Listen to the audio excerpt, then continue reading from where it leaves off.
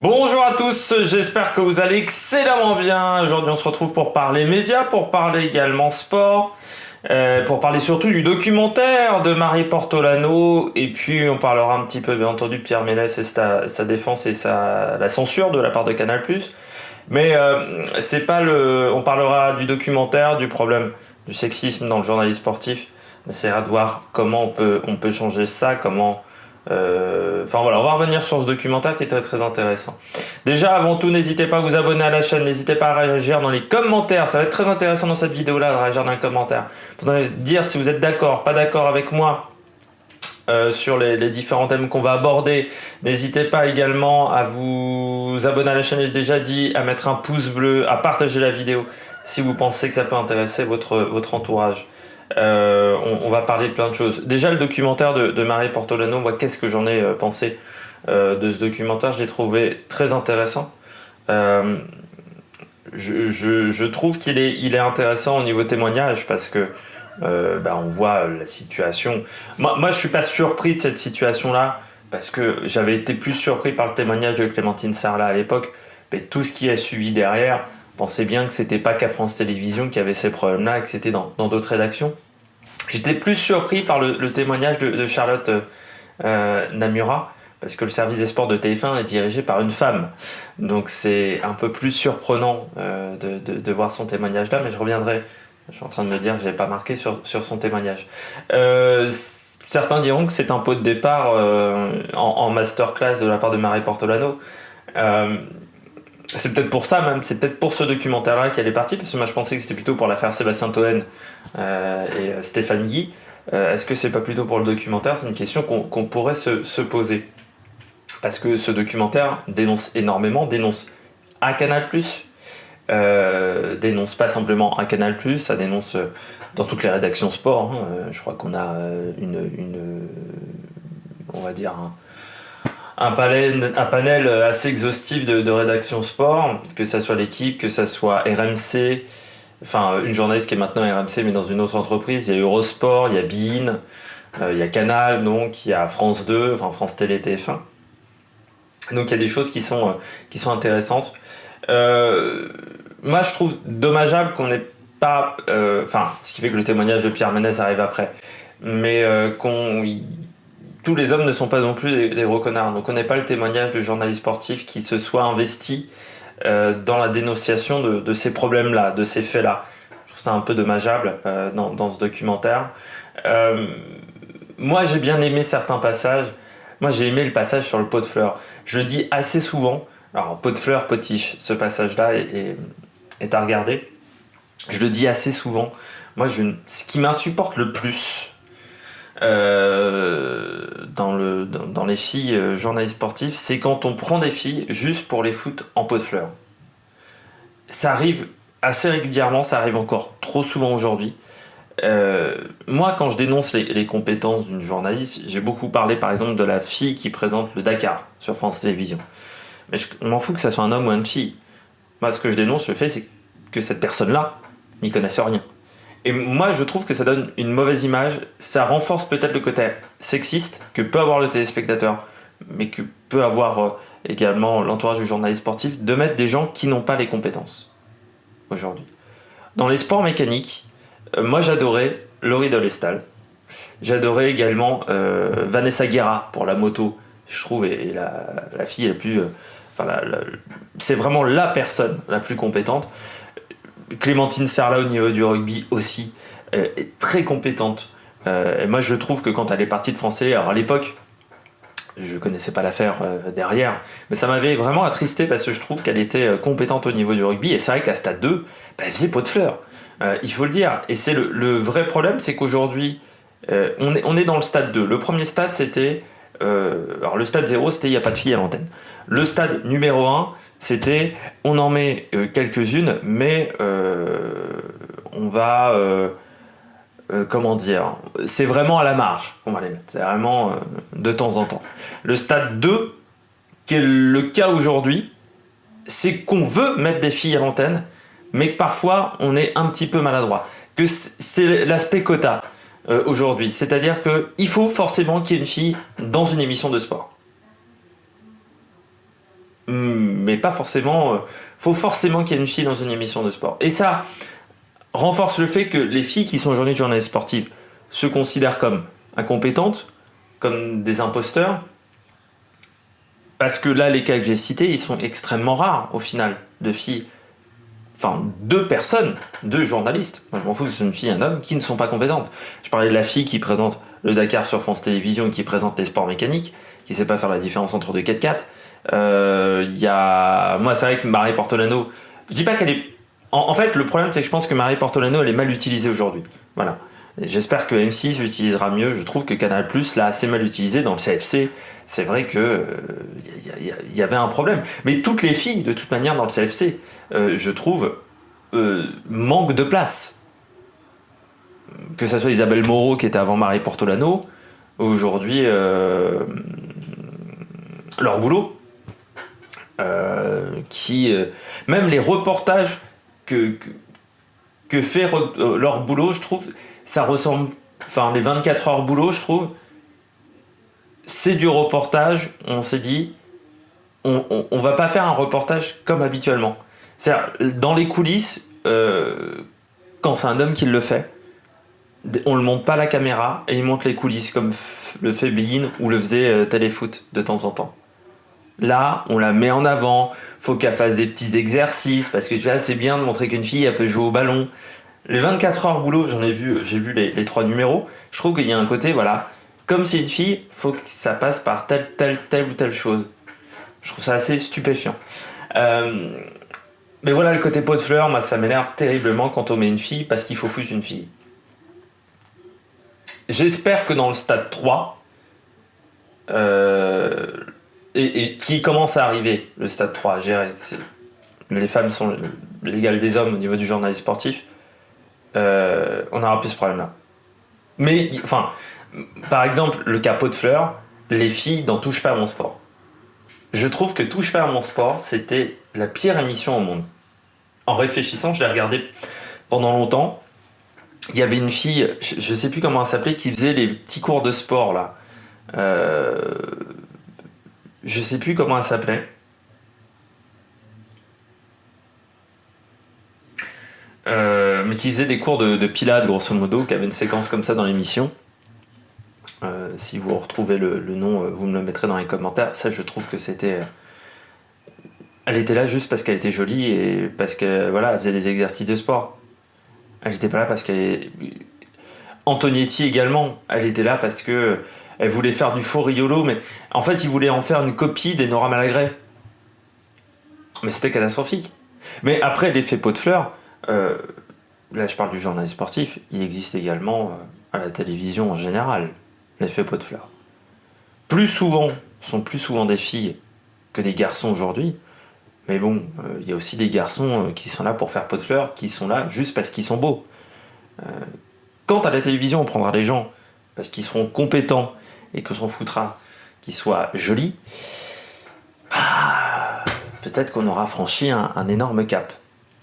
Donc la partie pot de fleurs, faut vraiment la regarder. Pot de fleurs potiche, elle est très intéressant. Bien entendu, alors, au départ du documentaire, pour tout vous dire, j'ai eu un peu peur parce que bon, il y a Cécile Gray qui parle.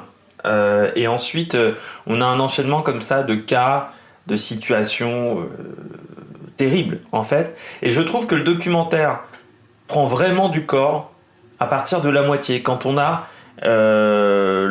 la professeure d'université, quand on a ensuite donc la réflexion sur Potiche. En fait, ça commence à vraiment prendre du corps quand ça commence à parler de la fameuse photo où vous aviez eu dans Paris Match toutes les filles avec des robes.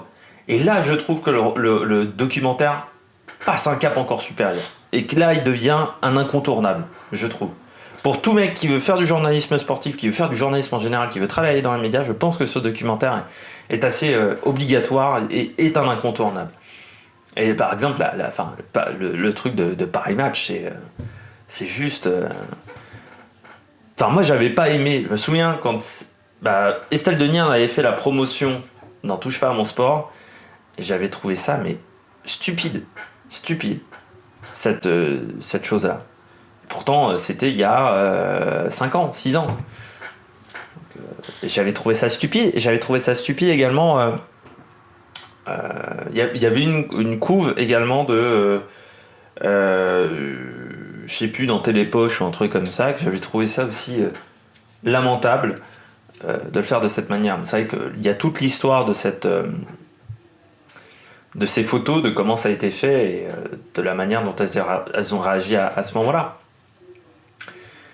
Alors après, on va passer au cas Pierre Ménès. Nous sommes à 10 minutes 40 de vidéo à l'enregistrement, donc un petit peu moins pour vous. Bon, la séquence Pierre Ménès, déjà, censurée. On connaît maintenant Canal+, c'est un petit peu comme la Corée du Nord, faut pas taper sur les copains. Moi, je voudrais si vous allez sur le site de jean-marc-morandini.com, regardez l'article qui a été fait sur Pierre Ménès, dans le documentaire. Il est magique de la défense de Bolloré. C'est-à-dire que Morandini travaille pour CNews, je défends, Bolloré me dit de défendre, alors je défends. Il fait ça depuis 2 ans et demi, Morandini. Après, depuis qu'il a rejoint CNews, il fait ça, il défend totalement. Il défendait pas autant Europe 1 à l'époque, mais c'est exceptionnel. L'article est exceptionnel, je trouve, de stupidité. Enfin, il y a un moment, c'est incroyable.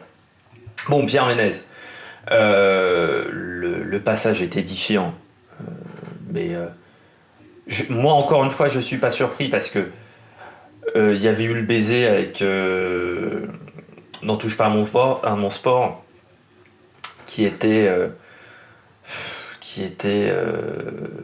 incroyable. Et encore une fois, pour moi, Touche pas à mon sport, c'est une émission, mais parce que toutes les filles faisaient potiche à l'antenne. Enfin, faisaient pot de fleurs, j'aime pas utiliser le terme potiche, faisaient pot de fleurs. C'était terrible. Je trouve regardez je sais pas si c'est disponible encore sur YouTube ou sur d'autres plateformes, des extraits de cette émission, mais en réfléchissant Moi, je voulais regarder au départ cette émission parce que je pensais qu'ils allaient parler de tous les sports. Vous savez que moi, je ne m'intéresse pas qu'au football. Je regarde tous les sports, et des sports qui sont souvent assez rarement traités dans des émissions complètes. Je me disais, ils vont pas faire comme Stade 2, ils vont pas faire comme les autres, ils vont pas parler à 80% de football et puis 20% pour les miettes. Si, ils ont fait ça. Donc assez vite, cette émission m'avait énervé, mais quand vous regardez des extraits de cette émission, c'était sexiste avec les filles.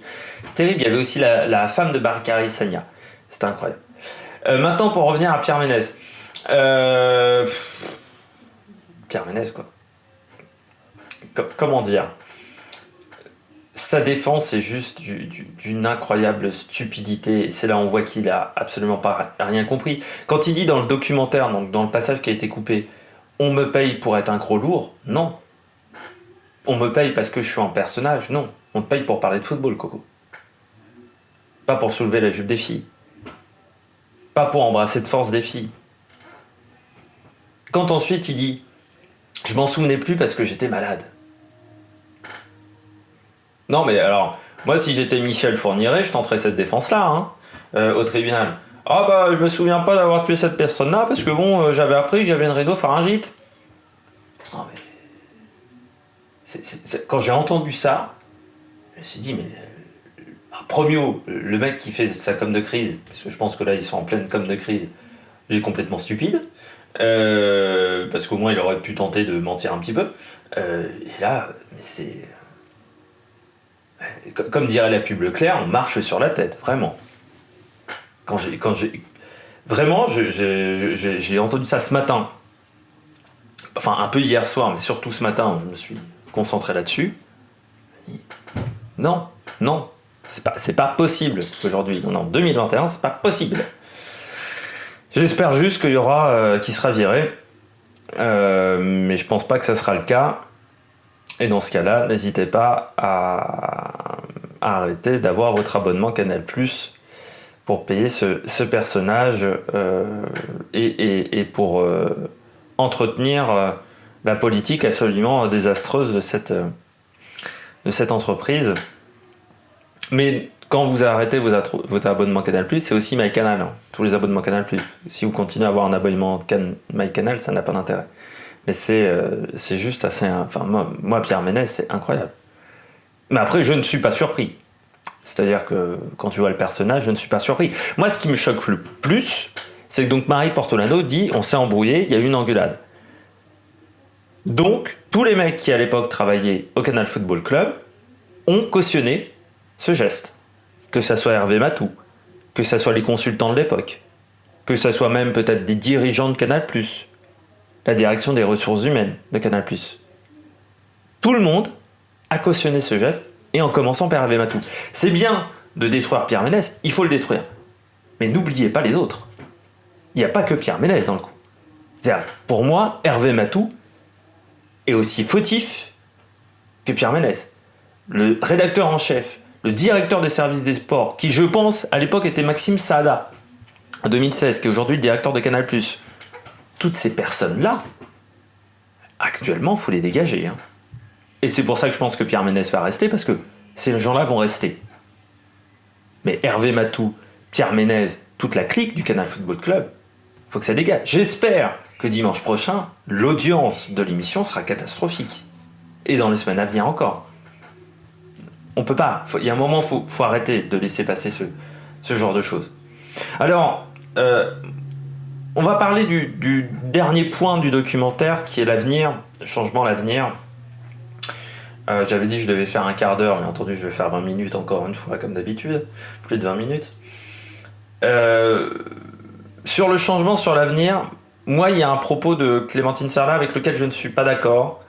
Quand elle dit il faudra forcément qu'il y ait des femmes à haute responsabilité pour que les choses changent. Non.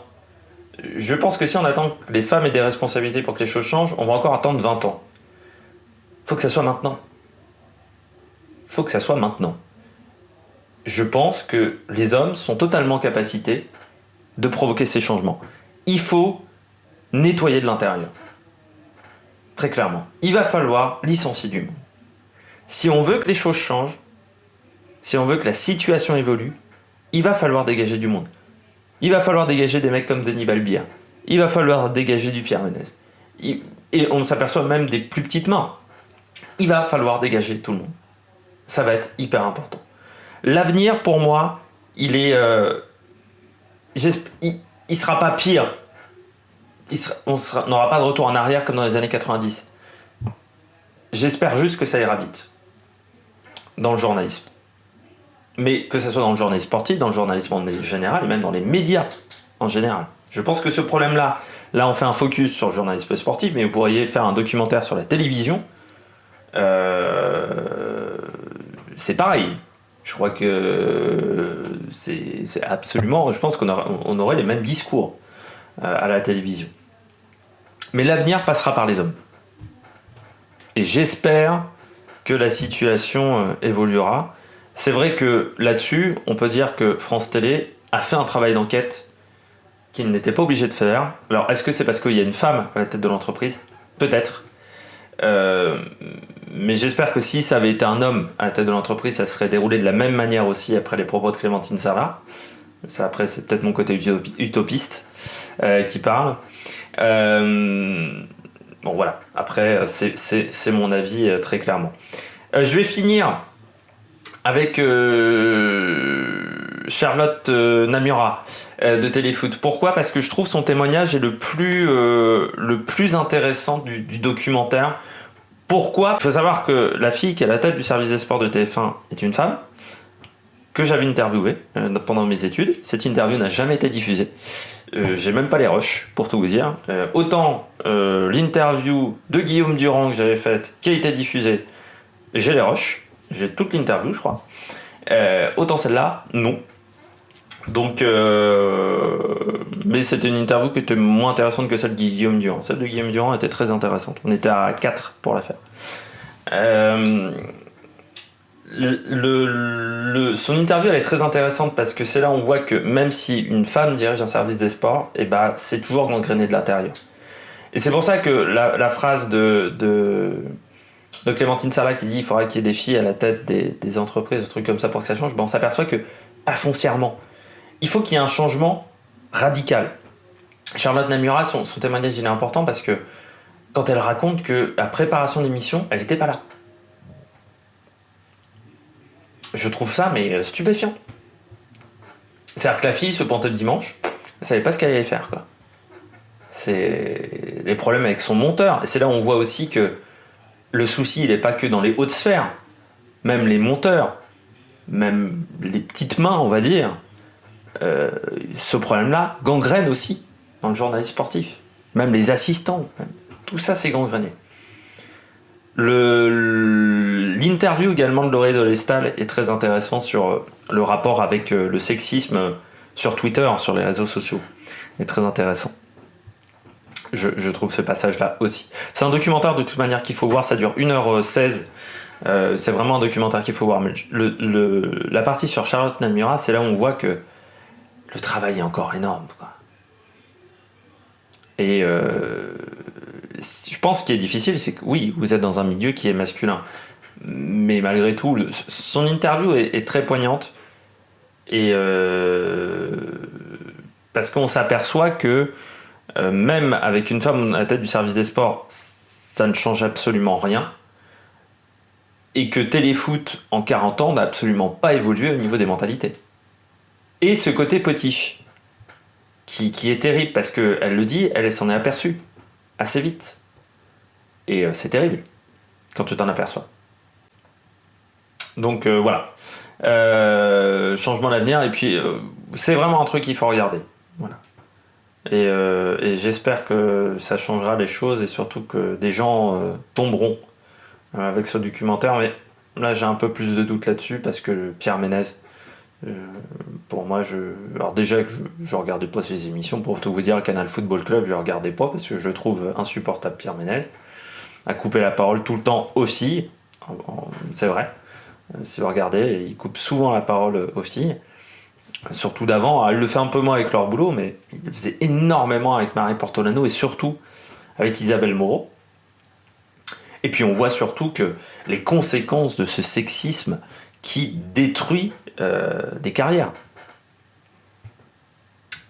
Le cas de Clémentine Sarlat, qui aujourd'hui ne travaille plus dans une rédaction, alors que c'était son rêve de gosse, mais on s'aperçoit également pour d'autres. Isabelle Moreau, peut-être qu'elle ne fait plus de sport aujourd'hui à la télévision, c'est peut-être pour ces raisons-là aussi. Charlotte Namura, peut-être également, qu'on voit beaucoup moins à l'antenne. Et à la fin du reportage est aussi intéressant, pour parler de l'avenir, de parler de l'éducation. Et c'est vrai que je pense que l'éducation va être importante, et l'éducation, que ça soit des parents, mais aussi dans les écoles de journalisme. Je pense qu'on a eu ce phénomène-là très important, parce que dans les écoles de journalisme, on a déjà ce problème de sexisme, dans les écoles de journalisme classiques. Et je pense que c'est un véritable problème. Quand on réglera ce problème dans les écoles de journalisme, peut-être qu'on aura déjà fait une grande partie du travail, et ça sera l'occasion de le faire. Mais je pense que c'est aussi aux filles de prendre conscience qu'elles peuvent travailler dans le sport, qu'elles peuvent être compétentes. Moi, j'ai bu beaucoup trop de cas quand j'étais en études. Chaque jour, pendant mes études, on devait faire une émission radio pendant ma 2e année, et il y avait un Max Sport. Et on tournait, c'est-à-dire que tout le monde passait à tous les postes. Moi, à un moment, j'ai fait rédac chef, j'ai fait aussi le Max Sport, j'ai fait présentateur de la tranche, on tournait. Et très régulièrement, quand c'était des filles, elles ne mettaient pas la même implication quand elles avaient le Max Sport. Et moi, ça m'a toujours énervé. Parce que moi, même quand c'était le mag culture, qui n'était pas forcément ma plus grande passion, ou quand c'était le mag santé, moi j'avais fait le mag économie un jour, je n'avais absolument rien dans l'actualité. Et pourtant, j'ai fait le travail consciencieusement. Quand une fois, je suis tombé sur le mag culture. On m'avait demandé, en plus, il y avait un accord à parler de musique classique, ce qui est un truc qui m'énerve au plus haut point, et pourtant je m'étais impliqué. Et à l'inverse, quand des filles faisaient le Max Sport, souvent c'était un travail qui était souvent bâclé, qui était délaissé, et souvent elles demandaient, et c'est là où je me dis que j'ai peut-être fait une erreur à ce moment-là, c'est souvent à nous demander, parce que moi j'étais fan de sport, mais à d'autres, moi je suis fan multisport, donc en plus, à nous demander de revérifier derrière, alors que moi j'ai demandé à une fille de recontrôler un bac culture. Et c'est peut-être dès la formation qu'il va falloir améliorer les choses. Bon, j'espère que vous avez aimé cette vidéo, même s'il est un petit peu longue, même si elle ne sera absolument pas chapitrée, elle sera brute de forme. N'hésitez pas à réagir dans les commentaires, parce que là, ça m'intéresse énormément sur ce sujet-là. N'hésitez pas également à vous abonner à la chaîne. Et puis nous, on se retrouve pour de nouvelles aventures sur la Myriad Production. Ciao, ciao!